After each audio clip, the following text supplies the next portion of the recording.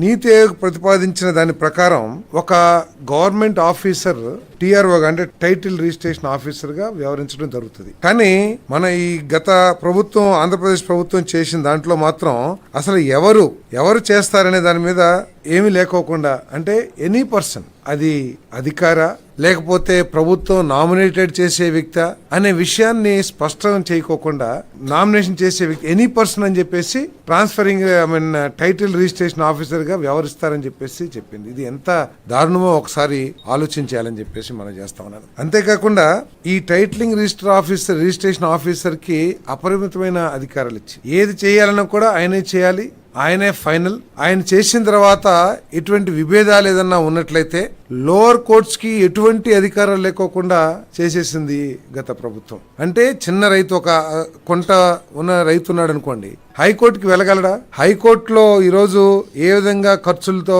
కూడుకున్న విషయం మనందరికి తెలుసు. సో కేవలం హైకోర్టు మాత్రమే వెళ్ళాలి అని చెప్పేసి లోవర్ కోర్ట్స్ కి కంప్లీట్ గా ఎటువంటి అధికారాలని కత్తిరించేసిన ఈ చట్టం ఎవరిని ఉద్దేశించి లేకపోతే ఏ సమస్యని పరిష్కరించడం కోసం తీసుకొచ్చింది గత ప్రభుత్వం అర్థం కాకుండా ఉందని చెప్పేసి మనం చేస్తాం. గత ప్రభుత్వం చేసిన ఈ ఏపీ ల్యాండ్ టైటిలింగ్ యాక్ట్ ఏదైతే ఉందో 2022, అది వివాదాలను పెంచే విధంగా ఉంది తప్పితే ప్రజలకి భరోసా కలిగించే విధంగా కానివ్వండి, ప్రజలకి ఇంకా మెరుగైన రిజిస్ట్రేషన్ టైటిలింగ్ విధానాన్ని తీసుకొచ్చినట్టు గానీ ఎక్కడ లేదని చెప్పేసి మనం చేస్తాం. ఏదైతే చట్టం తీసుకొచ్చిందో గత ప్రభుత్వం, అది రెవెన్యూ వ్యవస్థల్ని, ఇప్పటికి అమల్లో ఉన్న రెవెన్యూ వ్యవస్థల్ని, రిజిస్ట్రేషన్ వ్యవస్థల్ని, అదేవిధంగా ల్యాండ్ రికార్డ్స్ వ్యవస్థల్ని పూర్తిగా ధ్వంసం చేసే విధంగా ఈ చట్టాన్ని తీసుకొచ్చిందని చెప్పేసి మనకి సవినీగా మనం చేస్తాను.